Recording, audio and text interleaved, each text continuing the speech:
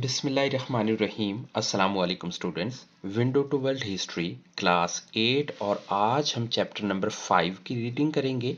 Pakistan since creation यानी Pakistan creation के time पे, मारज वजूद के टाइम पे यानी जब बना तब के टाइम पे, इनिशियल प्रॉब्लम्स यानी उस टाइम की जो प्रॉब्लम्स थी, जो मसाइल थे, एंड सॉल्यूशंस यानी इस चैप्टर में हमें जो मेन फोकस करना है वो पाकिस्तान के इब्तदाई टाइम के मसाइल और उनके हल के बारे में करनी है। पाकिस्तान केम into being on 14 अगस्त 1947 यानी पाकिस्तान 14 अगस्त 1947 को मारिज वजूद में आ गया, बन गया।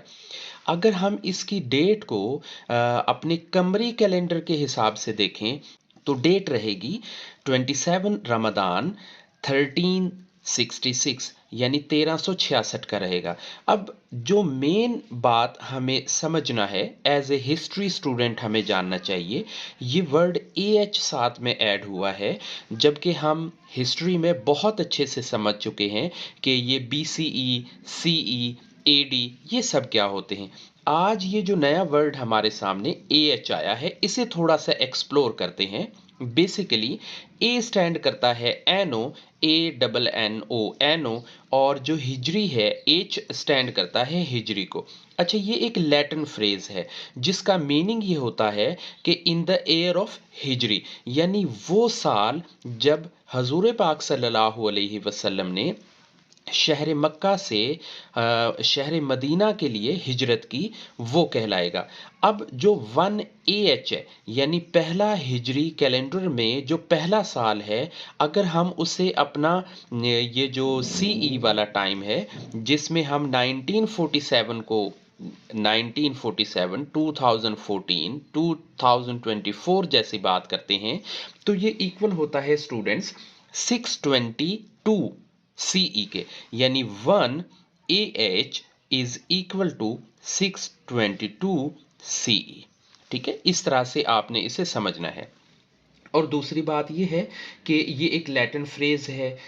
एनो का मीन होता है, ये एक ग्रीक वर्ड है जिसका मीनिंग ईयर होता है। होपफुली ये जो पॉइंट है मैं आपको ब्रीफ करने की कोशिश कर रहा हूँ, ये आप बेहतर से अंडरस्टैंड कर गए हैं।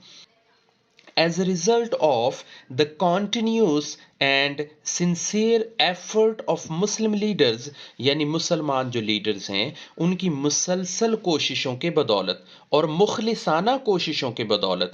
कैसी मुखलिसाना कोशिशें और मुसलसल? जैसे आप ये रीड करते हैं कि 1906 में फॉर्मेशन ऑफ मुस्लिम लीग हो गई, इसके साथ 1916 में लखनऊ पैक्ट हो गया, 1919 में स्टूडेंट्स हमने खिलाफत मूवमेंट को रीड कर लिया, 1927 में साइमन कमीशन आ गया, 1929 में हमने कायदे आजम मोहम्मद अली जिन्ना के 14 नुकात को रीड किया, 1930 में खुतबा इलाहाबाद हो गया, एंड सो जैसे 1940 के अंदर लाहौर रेजोल्यूशन आ गई। तो ये वो कॉन्टिन्यूस एफर्ट थी जो इस वर्ड के अंदर हमें हिडन मिलेगी। इससे पहले हम ये बहुत बेहतर से रीड कर चुके हुए हैं।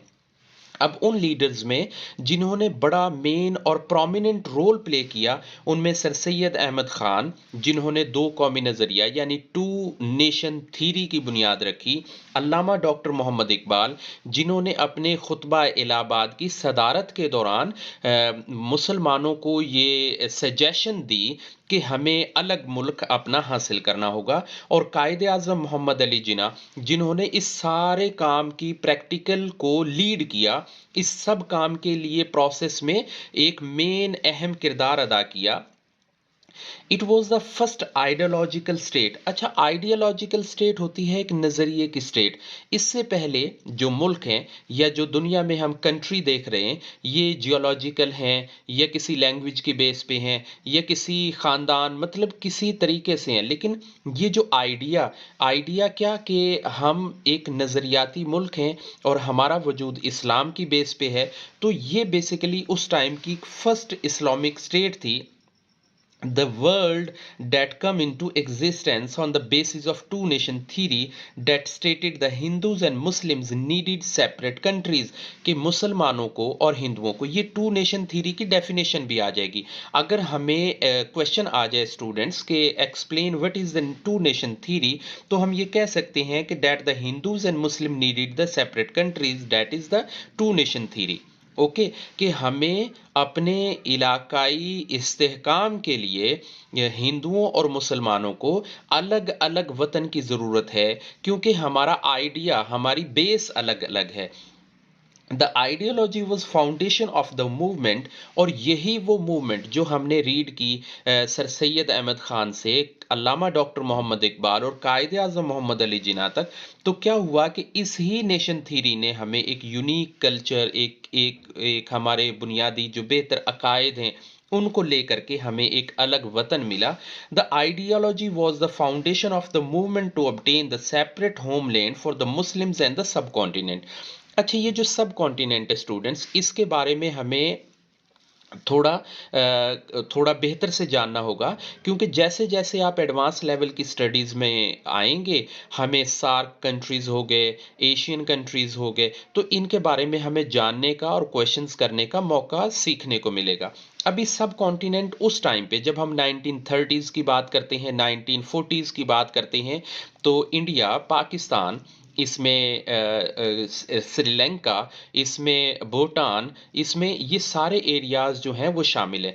अब ये जो वर्ड सब कॉन्टिनेंट है, बेसिकली हम सब कॉन्टिनेंट एक लार्ज पीस ऑफ लैंड को कहते हैं जिसमें बहुत सारे लोग रहते हों। एक लार्ज पीस ऑफ लैंड हो जिसमें बहुत सारे लोग रहते हों, और उन सब लोगों का एक ख़ास किस्म का जो डिस्टिंक्ट कल्चर हो, डिस्टिंक्ट पॉलिटिकल उसकी अवेयरनेस या पॉलिटिकल बैकग्राउंड हो, और उनका ख़ास जो ज्योग्राफिकली जो उनकी आइडेंटिटी है वो उसमें शामिल हो, तो इसे हम कहेंगे कि ये एक सब कॉन्टिनेंट की एक डेफिनेशन बन जाती है।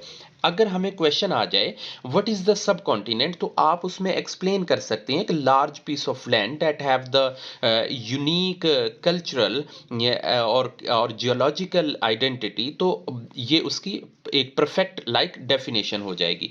इस पैराग्राफ में हमें जिन बातों को समराइज करना है, एक ये कि what is the background of the movement of Pakistan, के पाकिस्तान की तहरीक जो हुसूल की तहरीक है उसका बेसिक बैकग्राउंड क्या है, कि हम उसे किस तरह से लेके आए। इंशाल्लाह अब आने वाली हमारी वीडियोस में जो initial problems of the new state of Pakistan है उनको हम थोड़ा थोड़ा कवर करने की कोशिश करेंगे।